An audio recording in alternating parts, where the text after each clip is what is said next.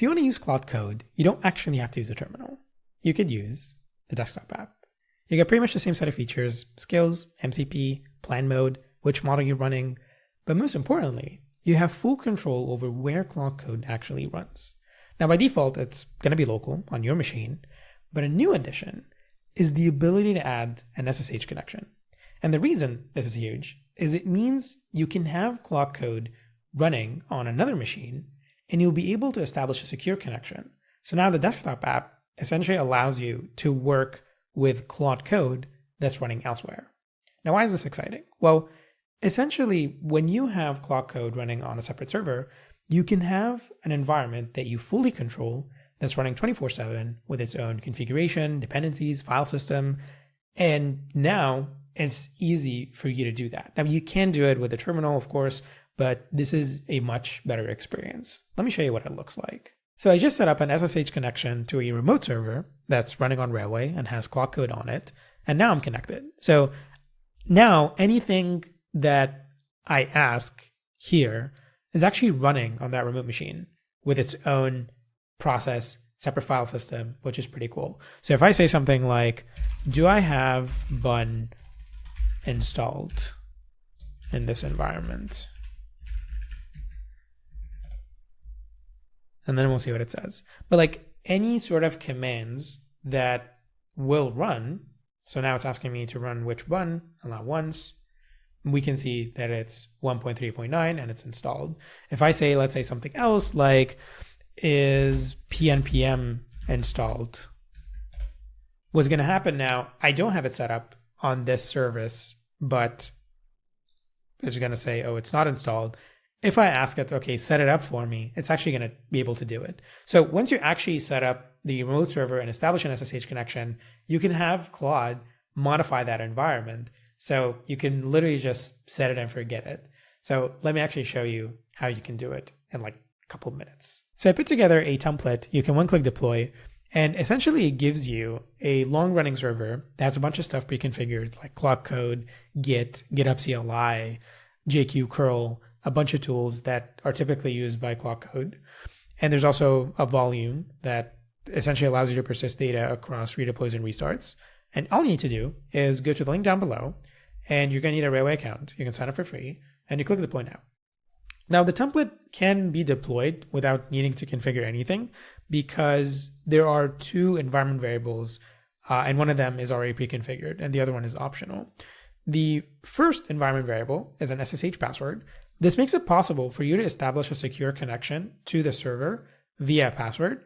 It's not the most secure, but it's the simplest one, especially if you're going to connect from another type of SSH client that is not the desktop app, for example, like a mobile app. And this is just the simplest approach because you don't have to worry about keys, which is what I want to talk about because it's very important to understand. And let me give you a quick overview of SSH keys. SSH, or Secure Shell, lets you log into another computer over a network and be able to control it. Now, everything's encrypted, so if someone were to eavesdrop, they wouldn't be able to know what sort of commands or files are being transferred, which is pretty awesome. Now, when it comes to logging in, you can log in using an SSH password, but it's not as secure as using a public-private key pair. Now, the way it works is you generate a public-private key pair on your machine, you share the public key with the server, and you keep the private key on your machine.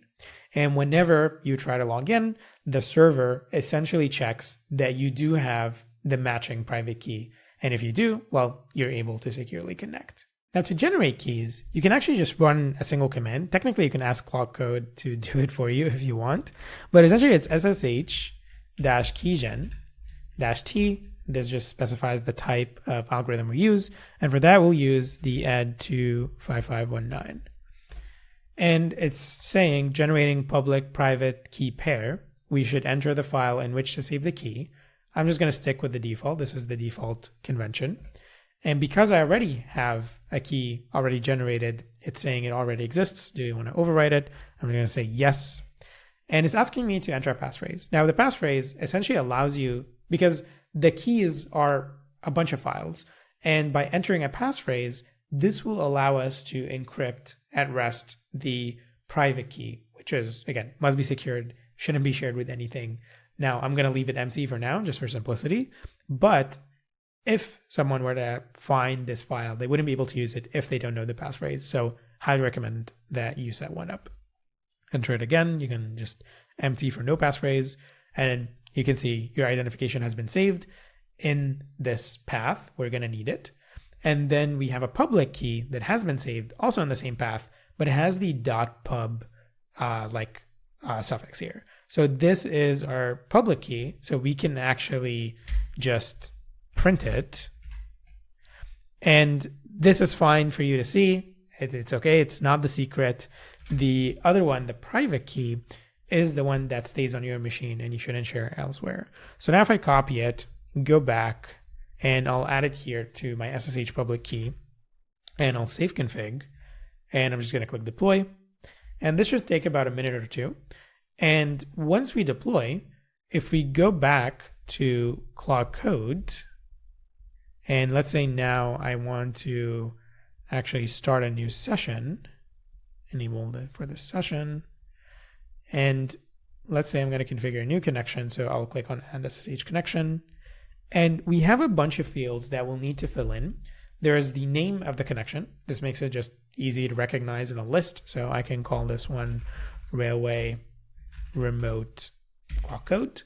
And we'll need the host, and the host essentially is written as here, it's like user at, and then there will be a host name, and this is the host name of the deployed Railway service. And then there is the port, and for that we'll also get this value from Railway, and then we're going to need the identity file. So this is the location of our private key. So if I actually go back to my terminal, it's essentially this path is what I need to specify. So let me go back here, do tilde / and now this is it. So if I go back to Railway, it's still building. I'm going to give it a minute. But if I go to settings and then go to networking, this is the information that we need. So when you deploy the template, it's going to deploy like a TCP proxy for you. So we essentially need this port. This is our host name. So I'm going to copy it, go back. This is now the host. And if I go here, we're going to need this port value. This is the proxy port from Railway. This is the one you should actually use. So copy it, go back, and then you paste it. And once this thing actually finishes building and deploying, we'll be able to test our connection. So let me just give it a couple of seconds. Okay, so now that it's done, we can actually test our connection. From my own testing, what I found is if I click add SSH connection and it's for the first time, it will not work. So what I need to do is actually just use SSH from the terminal normally. You can try it. Maybe it will get fixed in a new version. But essentially, if I run now the SSH command -p, so let me actually clear this. If I do SSH -p, this is our port, and I paste it, and then we do user at, and then our host name, I'll be able to connect. Now it's saying the authenticity of the host can be established. There is like a key fingerprint. This key is not known by any other names. Are we sure we want to continue connecting? We should say yes. And now essentially we're in. We are SSH into the remote server. And for example, we will be able to see that we have a bunch of stuff installed. So for example, if I say bun -- version, you see that I have it installed. So now to actually leave this, I can just do exit. But now when I go back to Claude Code and click add SSH connection, it's again saying connect to SSH host. We're about to connect. Claude will be able to read and modify files on the server. This is what we want, and only connect to hosts you trust. And this permission will be removed for future sessions. Click connect. And it's asking us for a password, and the password actually comes from the template because it's also set.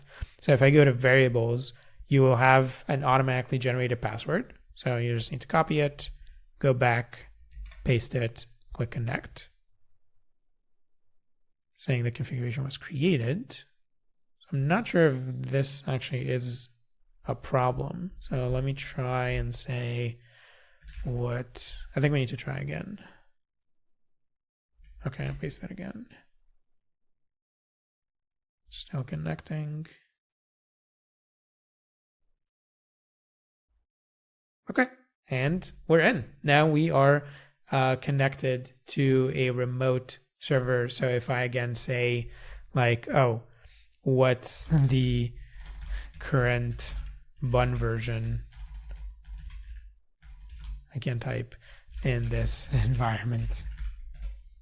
What it will do is now it's saying trust this workspace. I'm going to trust it.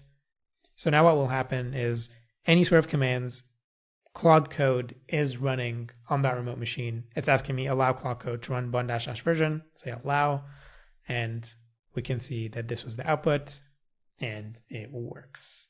And that's it. This is how you can have Claude Code run in a remote server, establish a secure connection, and essentially you have a 24/7 Claude Code running on an environment that you fully control. If you do end up trying the template, do let me know if you're into any issues or if you have any questions. Would love to help out. And with that, thank you so much for watching, and I'll see you in the next one.